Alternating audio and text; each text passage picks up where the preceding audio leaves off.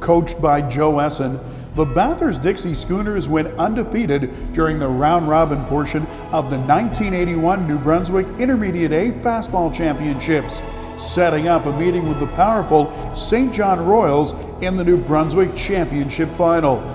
Thanks to a strong pitching performance by Rick McDougall and timely hitting, the Schooners defeated the Royals in extra innings to win the New Brunswick Intermediate A Fastball Championships. The Bathurst Dixxie Schooners, 2012 inductees in the team category in the Bathurst Sports Hall of Fame.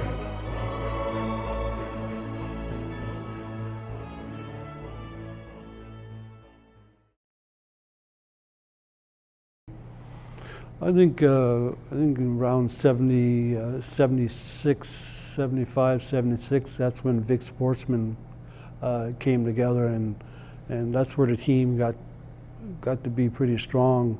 From that point, from 76 until 81, we always had a very competitive team. We played senior A teams throughout the province, and we always competed and did quite well. And so it was really it was a good feeling. The ball players that we had on our team, we always felt we were they were all good ball players. Everybody felt good about themselves. They were there to play ball and gave it 150% when they were there. You know, we played together. There was 5 or 6 of us that were nucleus of the team since day one. Johnny McLean played third base. Andy Trusiak was there a bunch of years. Brian Murphy and myself. Rick Perron was with us for quite a few years. And Roger Roy, I don't know if you know the story about Roger, he was our bat boy back in '69. And he grew up with the team because his brothers were all playing with us. And Roger actually ended up being our star catcher at the end. Everybody was competitive, wanted to play hard. The coaches were the same way. The coaches were I think we went through 3 coaches. I went through 3 coaches. Charlie, Ivan, and Joey at the end. And all of them were the same way. We're all fair, worked you hard at practices, and everybody on the team had a good time. There were always your share of comedians and share of quiet people, and everybody did their thing. Fun, camaraderie, hard work, practice. Took the practice, the hard work and practice onto the field, and the guys all got along. It was just, again, the bunch of guys playing together and having a good time. Everybody, when we started playing ball, was very serious about trying to do the best they could, and everybody supported each other, and that's what always made things special.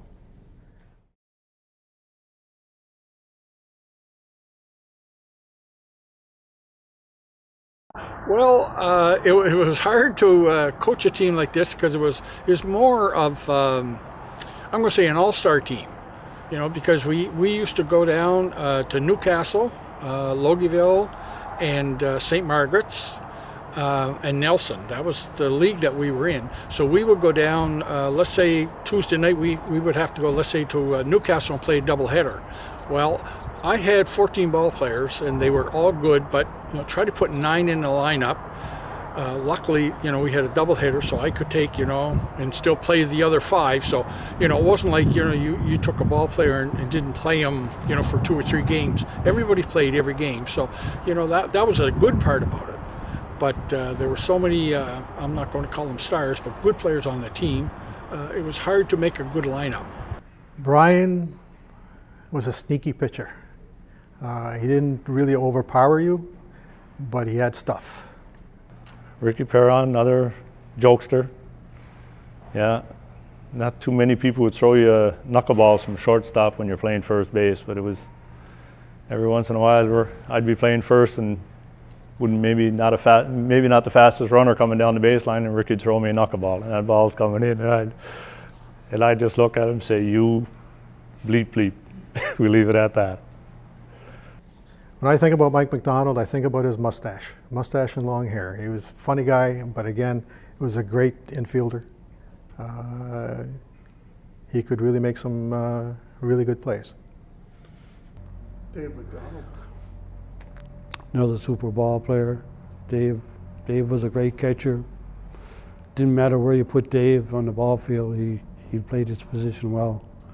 but he was a good receiver. He was a great guy to pitch to. Well, Floyd is Floyd. Floyd was super dedicated. I mean, when he started playing, he was concentrating on the game, and nothing else mattered. Guy Noel, big boy, hit a ball a long way. Run like he was fast, played the outfield. Yeah, another good team guy. Peter Wayne. Peter was a good defensive ball player, good teammate. Always played a good, steady first base for our team, and I think whenever he played first base, I always felt confident when I was pitching. Felt good on the mound. Johnny was quiet, but he was a heck of a third baseman. Bruce played second base. Most of the time he played with us, and he played a good second base, and he played the outfield also. He played his positions well. Very, very good hitter. Rick McDougall, the Moose. Yeah, not going to be here, but it's too bad. Just Ricky was another guy. He kept things light, good pitcher, and played the game hard. Just. Roger played with us. I remember Roger started off with me when he was a bat boy. So I'll tell you the age difference. But he started off as a bat boy, and he grew into a great ball player. He grew into he could play the outfield and he could catch. Donnie, another one I didn't play much with, but another hard nose. You know, he tough ball player, just played the game hard. Jackie was something like Dave McDonald. There wasn't a place you couldn't put him that he couldn't play. Well, Andy Truzak, Andy was, we call him the Roadrunner, but he got that name exactly. There wasn't a ball that he couldn't shag down in the outfield. He was fast. He played his position well, and he knew what to do with the ball when he got it. Paul Daigle, Chico was the constant. He was there. I think he was there before I got there, and he was there right till the end. He looked after our stats, and that's something that the ball team never had to worry about. Chico was the man. So.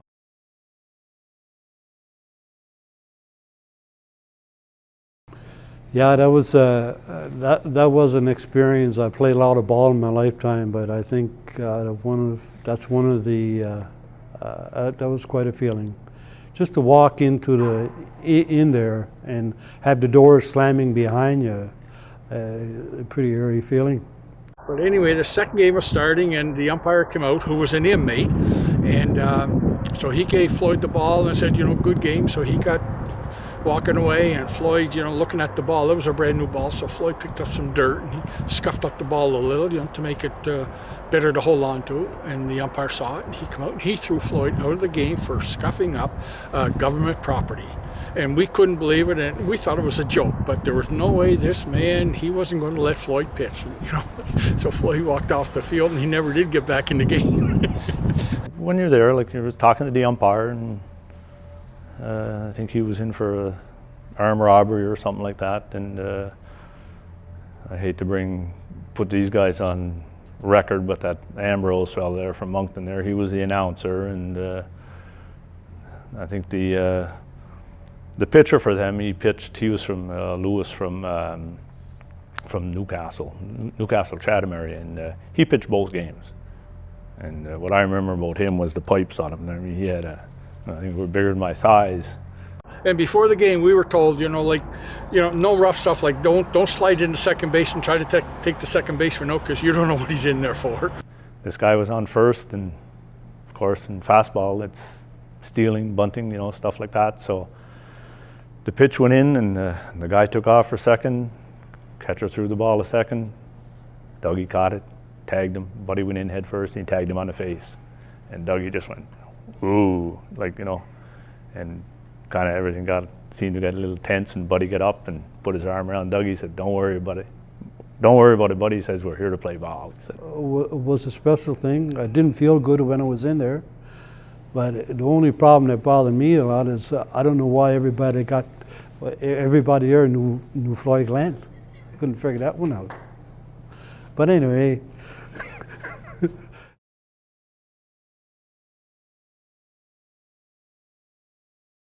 We had a good ball team, but we went through a lot of injuries that summer, lost a lot of players, and when we went into our playdowns, our provincial playdowns, we weren't really, we still had a good ball team, but we didn't have the expectations that we had the previous years. But the goal was still there to win it. But not to put any doubt in our minds, but the doubt was there. But when we pulled it off, it was even that much special to us, I believe.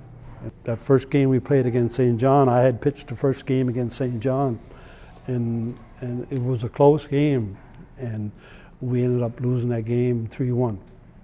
So that meant we had to go to a sudden death game, and that sudden death game was, tell you, it was tied after 7 innings, and I tell you, we went into the 9th inning.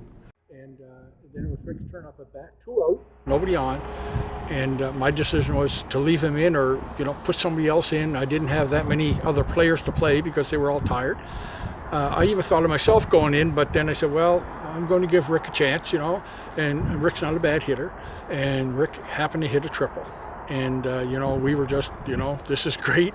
And then Bruce Clark got up, and he hit a line shot between first and second. Just an eruption of joy. I mean, it was everybody was backslapping, and I don't know if we did high fives in those days, but it was just pure joy. I mean, it was totally ecstatic because that was the biggest tournament that we won at that time, up to that point. So, the 3 years previous to that, we had gone to the New Brunswick finals 3 years in a row. 3 years in a row, and we couldn't finish it off, and it always came down to that one game. Sure enough, this time we could do it, and I think that's where the guys really felt good about it, was that we finally did it. After 3 or 4 years trying to do this, we finally got there. Well, this jacket, I've had this since '81. I don't think there's anybody else on the team that still has their jacket. It almost fits me. I think it's shrunk over the years.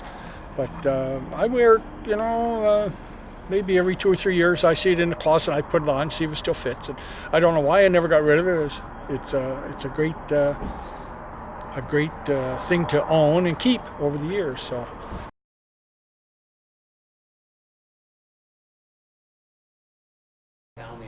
Oh, certainly, yeah. That was nice. I mean, and that's another thing that can make a team too. Like when the wives are, at the time, just girlfriends and stuff like that. But I mean, that makes it. It's not just about the guys. I mean, there's family.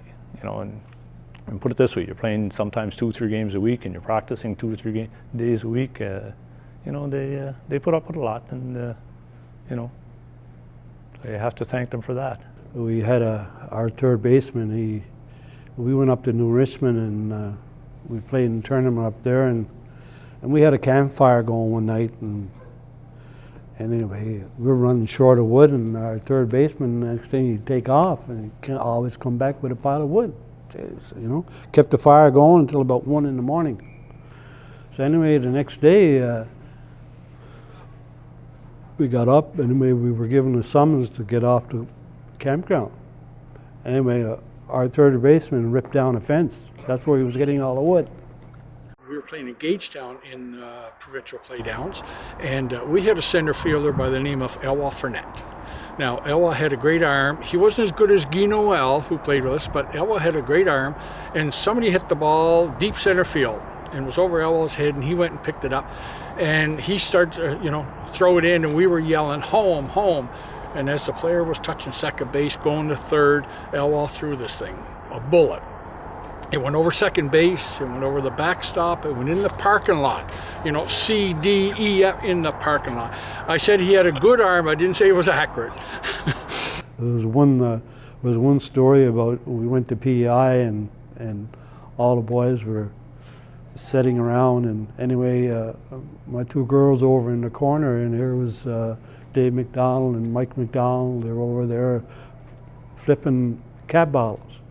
And anyway, there was my daughter, right in the middle of it, only about 3 years old. And anyway, that weekend when we came back, here was my daughter flipping caps in the kitchen. We said, "Where did you get that?" "Oh, Dave McDonald showed me how to do that."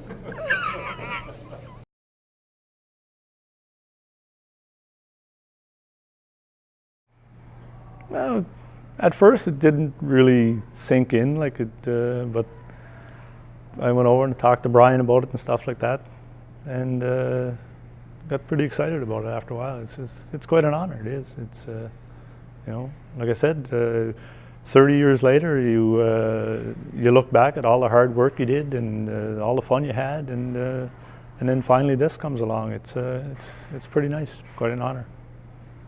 I was honored. Maybe I didn't really express it at the time, but to me, I was honored, and I thanked him at the time, and I will thank him again.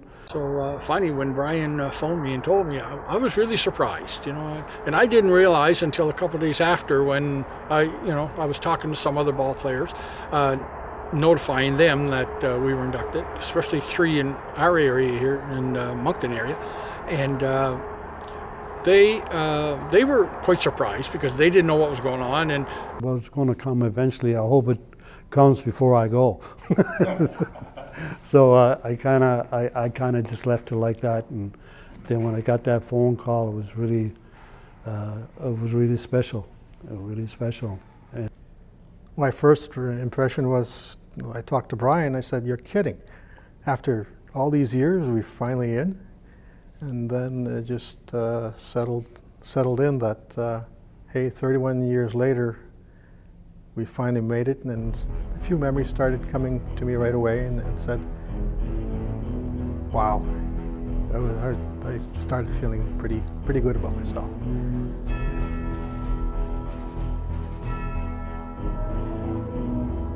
The Bathurst Dixxie Schooners, 2012 inductees in the team category in the Bathurst Sports Hall of Fame.